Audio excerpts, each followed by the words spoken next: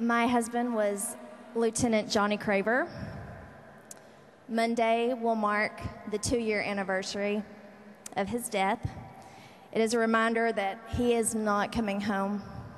It's been 2 years since I've seen him, touched his face, smelled his skin.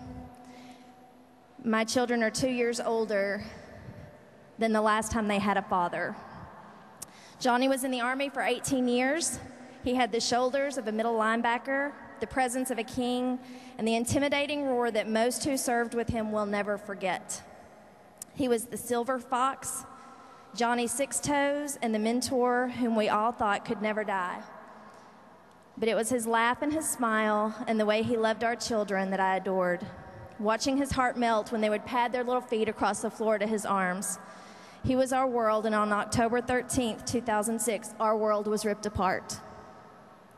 When he left for Iraq, our children were scared to death, but he told them, "It's Daddy's turn to go over there so other daddies can come home and be with their children."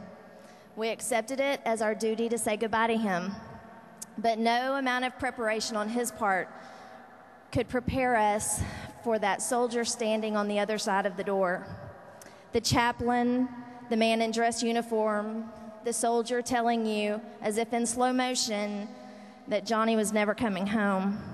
You've lost your husband and your children's father. For the first time, I was alone, listening to the screams of my children, my son saying, "But Mommy, he was my best friend." Those are sounds burned into my soul. We had just recently moved to Fort Hood, Texas, about 2 hours away from our hometown, and it promised to be the best Christmas ever. The day after we learned that Johnny wasn't coming back, my son came to me and he said, "Mommy, what about Christmas?" In my mind, there was no Christmas without Johnny, but to tell an 8-year-old who is grasping for any normalcy or promise that we're going to survive, what I was feeling was not an option. And then there was Snowball. Snowball helped me give Christmas back to my kids. The first year with Snowball was very special because it was only about 6 weeks after Johnny died. I was scared to death to get on that airplane, not sure what was going to happen when I got there. We were the family with the most recent death there. And I want the people of American Airlines and Mr. Arpey to know that the American Airlines employees and the volunteers, they did not rest until they were sure we were catered to and we were taken care of. 1 o'clock in the morning, Chris was walking around the lobby of the hotel after being on a plane all day in her high heels, just to make sure we were okay. In our hotel were hundreds of moms and kids just like us participating in this huge party. Our trip to Oakley, escorted by the Patriot Guard, the streets were lined with people carrying flags. My 4-year-old daughter leaning out the windows of the buses, grown men crying, looking at her. Signs that said, "We love your daddy. We thank you for his sacrifice." The volunteers, celebrities like Gary, games, food, and gifts, more than I can describe to you. You have no idea. But it's not the parties and the candy and the food. It's the opportunity that Snowball provides us to be with other families like ourselves. When I lost my husband, I felt I had lost my military family.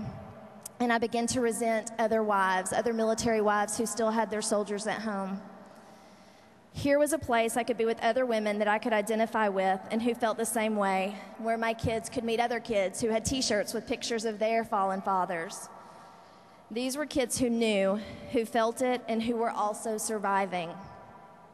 One evening as we were at Crystal Cathedral watching the Nativity story, I think it was the 3rd night we were there, you're standing in this open garden, and I could just imagine all the daddies that we couldn't see anymore standing there amongst each other, by our sides, talking amongst themselves, talking about how wonderful their wives and children were back home, the way that we were telling our new friends our husbands had been. The last day, of course, is the big day at Disneyland.